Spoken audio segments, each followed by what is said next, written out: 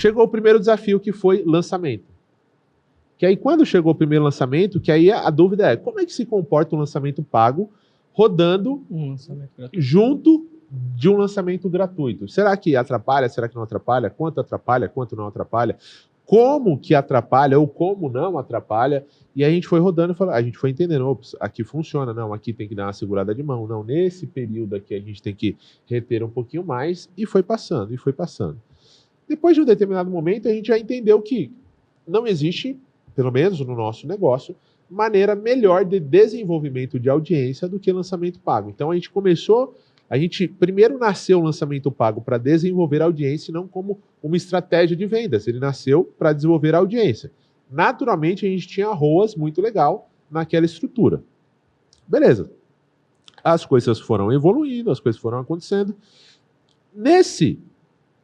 Qual é a versão que a gente está? Sabe? 18, 19? O que é? Por aí. 18º. 18º. A gente está no 18º mês seguido fazendo essa estratégia. Então, estamos há 1 ano e meio.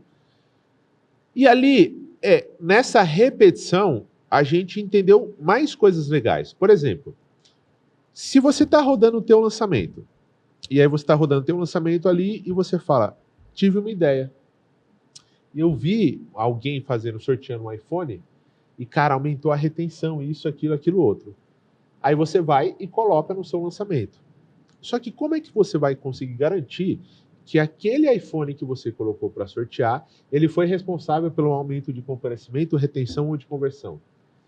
E pior, cada vez mais os nossos lançamentos vão ficando mais caros, porque a gente vai adicionando um monte de coisas que a gente vê no mercado, está tudo certo. A gente não consegue medir se aquilo deu resultado efetivo ou não, ou qual foi o resultado efetivo daquilo. Então aí vira um iPhone, aí é 10 mil reais a mais, aí daqui a pouco está sorteando 50 mil reais, aí daqui a pouco está sorteando um carro, daqui a pouco está sorteando um monte de coisa para aumentar a retenção. Aí foi quando eu falei, putz, tá, aqui tem mais coisa. Por quê? O ponto cego, que é o nosso lançamento pago, ele já virou uma estrutura oficial de desenvolvimento de audiência, tanto que a área que o Parracho lidera aqui dentro é desenvolvimento de audiência paga. Essa é a área que ele lidera e ele encabeça todos os nossos projetos de desenvolvimento de audiência paga. Só que eu estava parando para aquilo e eu falei, olha só, cara, a gente tem um ponto de teste constante de lançamento. Porque o conteúdo do workshop ele não vai mudar. E o conteúdo dele é muito similar ao do lançamento gratuito. Só que as dinâmicas de saída, de entrada, de retenção, ela é parecida. Então, se eu testar alguma coisa nesse ambiente, para engajar ou para alguma coisa, ele tende a se comportar de maneira parecida no outro ambiente, apesar de ser temperatura e pressão diferente, mas contextos muito similares. Então, é a tese do ambiente controlado, né? É um ambiente controlado. Então, assim, hoje não, o nosso lançamento pago, ele sempre foi um workshop de sábado o dia inteiro. Então é sábado o dia inteiro de workshop. Foi legal rodar muito aquilo ao vivo, porque deu muita evolução para o nosso discurso de vendas, para treinamento de outros experts, para treinamento do próprio time. Chegou um determinado momento que já estava redondo. Eu falei, então beleza. Além de desenvolvimento de audiência paga, esse lançamento pago ele vai ser o laboratório de testes do lançamento. Então, beleza. Já temos uma versão campeã do ponto cego que a gente sabe que funciona. Então, a gente toda edição agora vai fazer 70%, 70%? Ficou 70%? 30%? A gente está fazendo 50-50. 50% assiste uma versão gravada, que já está validada, e os outros 50% assiste uma versão ao vivo. Mas por que você está fazendo ao vivo ainda? Porque a gente quer testar e evoluir mais coisas cada vez mais e explorar isso para o lançamento. Aí só contando um contexto para vocês. Um dia, a gente ia fazer um lançamento, que foi o ano passado. Estava na aula 3, aí o Christian, que é um dos nossos estrategistas, ligou para mim e falou, ó, o Elton quer mudar o pitch de vendas. Ele teve uma ideia aqui e quer mudar o pitch. Eu falei, o que ele quer mudar? Ele me falou, eu falei, porra, essa ideia é boa. Essa ideia é boa. Mas a gente não vai fazer, não. Ele falou, por quê? Você não gostou? Eu falei, gostei, mas entre eu gostar e funcionar, tem um caminhão de distância. Aí, beleza. Aí, ele falou, tá, então você vai ter que ligar pro Elton. Aí eu liguei pro Elton e falei, Elton, me explica a tua ideia. Ele explicou, falei, gostei, mas a gente não vai fazer. Ele falou, pô, mas você não tá confiando, você não achou boa? Eu falei, achei, mas entre eu achar e funcionar, tem um caminhão de distância. Aí eu falei para ele, olha só, nossa estrutura de teste é o ponto cego. Então, vamos fazer o seguinte, a gente roda o lançamento do jeito que já está validado, a gente faz esse teste no ponto cego, se funcionar no ponto cego, a gente traz para cá. Se não funcionar, a exposição ao risco que a gente está ali é muito menor, então está tudo certo. Então, o ponto cego, o lançamento pago, ele virou o nosso canal de desenvolvimento de audiência e o nosso laboratório de estrutura de growth para que a gente teste um monte de coisa aqui e as coisas que funcionarem a gente extrapola para o lançamento. E aí, nisso, a gente começou a testar um monte de coisa. Então, chegou um determinado momento que a gente falou, tá, será que se fizer um sorteio de um iPhone 10 mil reais, aumenta a retenção? Aí que a gente começou a medir. A gente tem um ponto de saída, que é a hora do almoço. É uma analogia entre diferença de um dia para o outro, do CPL1 para o CPL2. Ah, Renato, mas é o mesmo dia. Tudo bem, mas é um ponto de saída muito parecido, porque o cara é um almoço de 2 horas, o cara vai sair e tem que tomar a decisão de voltar. Aí beleza. A gente começou a testar o iPhone 10 mil reais. Olha que curioso, aumentou a retenção e aumentou a volta do almoço. Só que na conversão mexeu zero.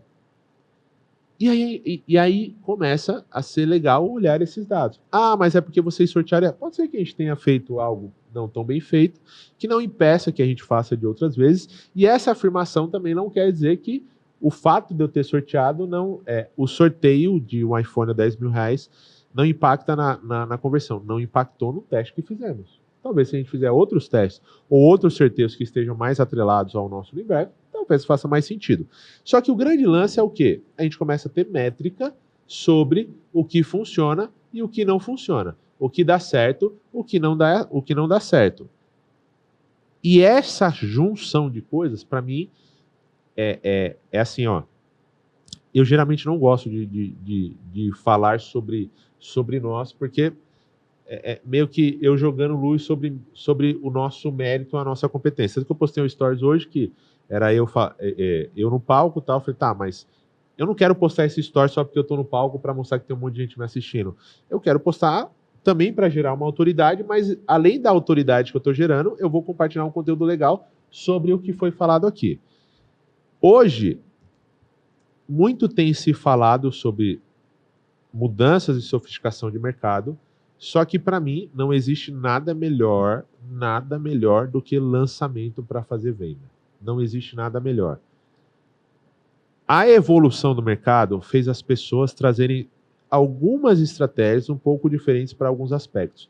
Só que a gente aqui dentro, a gente conseguiu resolver problemas gigantescos que a estrutura do lançamento não permitia e que era onde dava mais insegurança ou aumentava mais um risco do lançamento, que é o quê? O que vai dar certo e o que vai dar errado? Como é que você sabe que vai dar certo e o que vai dar errado? Como é que você sabe que a alteração que você fez vai dar certo ou vai dar errado? Como é que você sabe que o ponto que você mexeu ali do tom de voz do seu expert, por exemplo, como a gente já mexeu, vai dar diferença ou vai ser indiferente? Então a gente conseguiu criar uma estrutura de expansão de base, monetizando sem que haja exposição de caixa. Segundo, uma estrutura de growth constante para que eu consiga validar uma série de coisas, para que eu extrapole isso para o lançamento. E uma estrutura de histórico de dados grande o suficiente para que a gente consiga, por exemplo, só para vocês terem noção, fazer uma adaptação do tom de voz do Elton para entender se aquilo mexe ou não mexe na conversão. E é legal porque quando eu faço uma alteração de tom de voz e eu olho os números para avaliar aquela mudança, eu não caio naquela pegadinha que é o teu gosto pessoal. Porque muitas vezes quando você está assistindo um lançamento ou quando você está analisando um lançamento, você olha aquilo muito baseado no teu repertório, naquilo que você gosta, o que não gosta, do que você acha que vai funcionar e não vai funcionar. E aí eu faço a provocação, quantos lançamentos vocês não viram, que vocês olharam aquilo e falaram, nossa, esse lançamento vai estourar, não tem como dar errado, e foi uma porcaria. Ou quantos lançamentos vocês não viram que você olhar assim, mas isso aqui não vai vender porra nenhuma, e vendeu para um cacete. Então, no fundo, sempre quando alguém me pede para fazer uma análise sobre lançamento, sobre alguma coisa, eu não quero nem assistir o vídeo, porque para mim não importa, porque eu tenho que tomar um cuidado que, se eu assistir o vídeo, eu vou entrar nos meus vieses de confirmação. E os meus vieses, eles vão me mostrar tudo aquilo que eu gosto, que eu não gosto, que eu acho legal, que eu não acho legal. É óbvio que eu vou ter um aparato técnico para que eu olhe para aquilo e fale, isso está errado, isso está bom, isso pode melhorar, mas o número não mente. O número é onde fala, tá, o problema está aqui, ó, o diagnóstico está aqui, ó. Então, a maneira como a gente analisa lançamento hoje, ou as estruturas de funis digital, é muito assim.